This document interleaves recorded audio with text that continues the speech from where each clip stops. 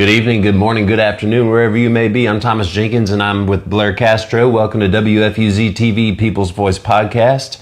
Today we're going to talk about a hot button issue here in Baldwin County. We have a data farm that is popping up in Stockton out of nowhere, and everybody's talking about it. So, so let's get into it. So the hot issue right now, the elephant in the room that everybody's upset about, is that in Stockton, which is a very rural area, the very north part of the county, for anybody watching who's not from Baldwin County, as north as you can get, they are doing a 4,500 acre solar farm. Meta bought this up. So it is a privately owned lot, acreage, a lot of acreage apparently, bought by Meta, and it was in an unzoned part of the county. So all of a sudden, 4,500 acres is turning into this solar farm that's going to power Meta's AI, which the irony of that is that everyone's really angry about it, yet they're using AI to complain about it and to make graphics and to do everything. So check your hypocrisy there a little bit. But regardless, I do agree, and I think most people agree, that that is a huge amount of land in a landmark district. It was actually Baldwin County's first landmark district.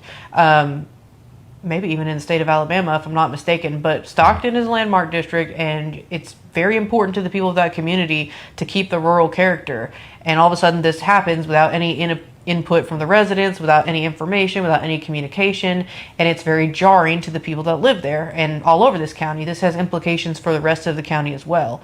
And that's another thing I wanted to talk about briefly. But regardless, there's going to be a town hall tomorrow night. We're planning on going. I want to hear what residents are saying. I don't have all the information on how this came to be or what the communication line was with the public and with the county, but I do know that there needs to be better communication for it. You can't just keep building stuff, and I can really am not convinced that the county knew nothing about this and found out the same day as everybody else. Wouldn't they have seen the sale of that property and retrieved taxes from it?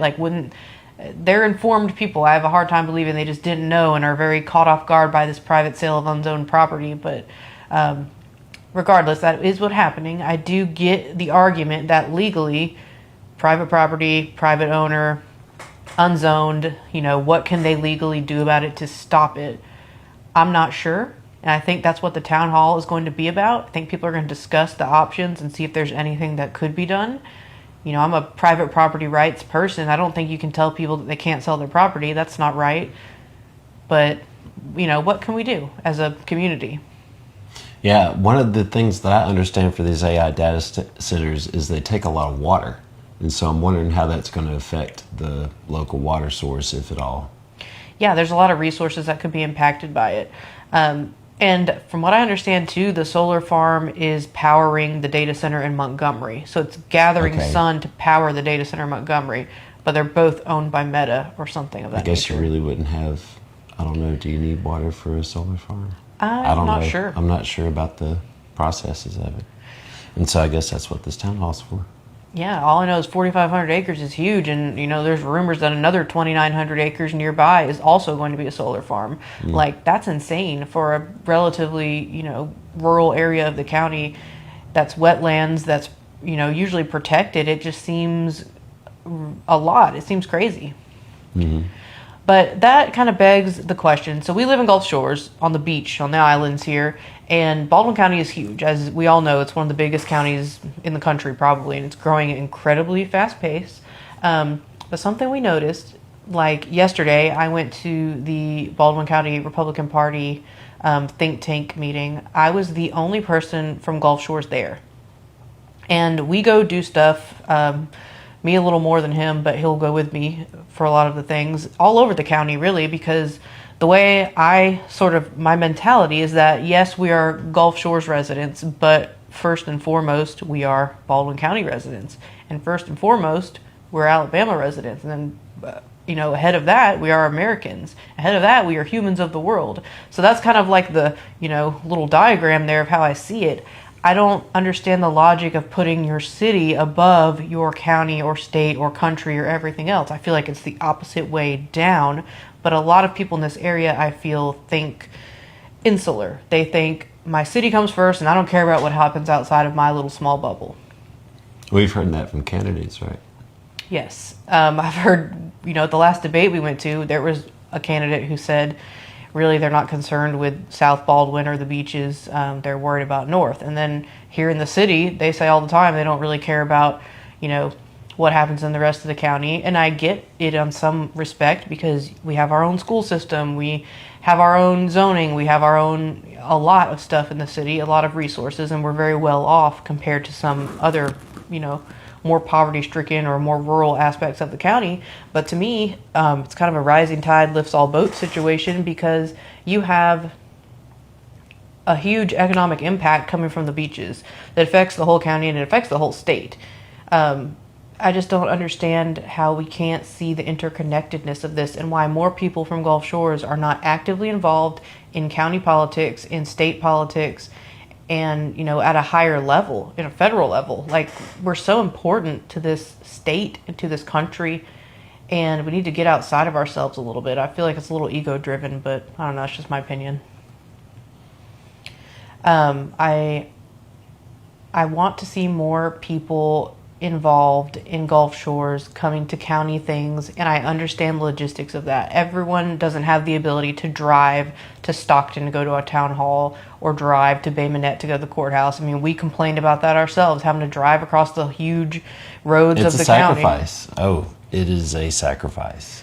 Yeah, it's cumbersome and the traffic is terrible and the infrastructure is bad, and we understand that, but we still do it because we care. Right, and your local leadership matters. So it affects you so much more directly than all the stuff you always see being blasted across the television tube.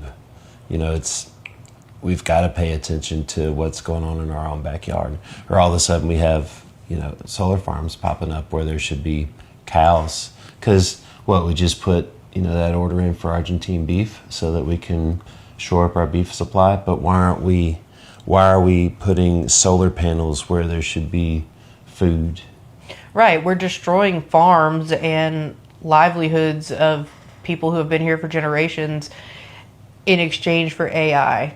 And I already have toxic feelings about AI. I use it, yes, but then I see people overuse it and I see it just being inundated to the point where there's no original thought or design or content, or it should be a tool that we use in a way to leverage our own creativity. It shouldn't be doing all the creating for us. It should be helping us be more creative and to get our ideas organized in a way. I don't understand relying on it so heavily where it strips away the things that make us human, and it's a dangerous, a slippery slope, I feel, but that's beside the point.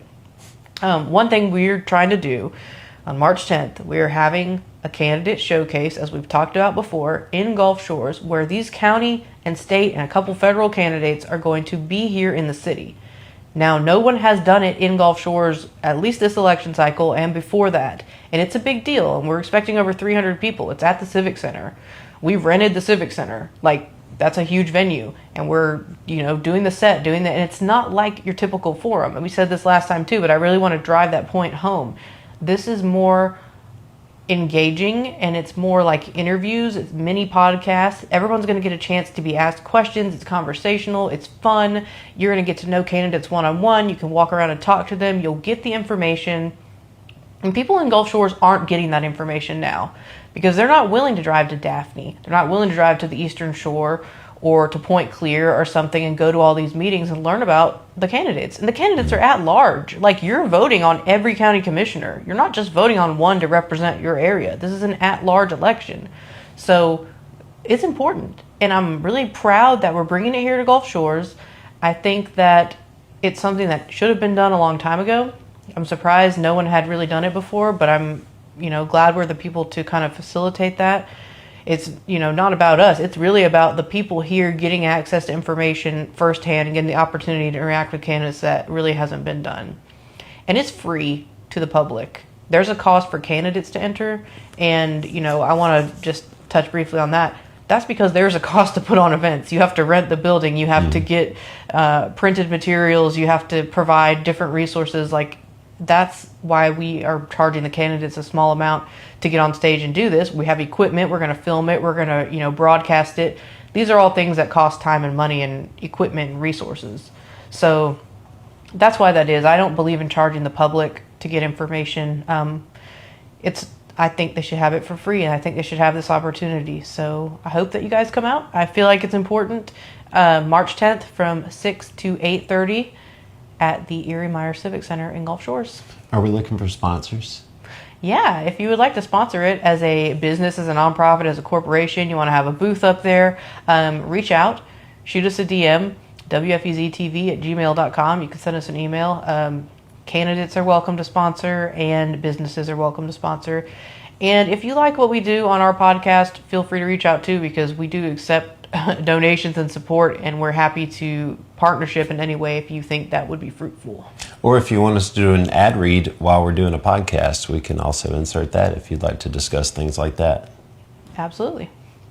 So thank you for listening. Thanks for always tuning into our show. We've had a lot of growth, and I'm really excited about this season 2 that's coming up. We've already filmed several episodes that we'll be releasing. We're trying to be a lot more fluid with our content, and I believe there's really great things to come. There's one really big surprise guest coming that to me was like a celebrity in my little political world. So I'm really excited about that particular guest, and I hope you tune in, and thank you so much. Have a great night.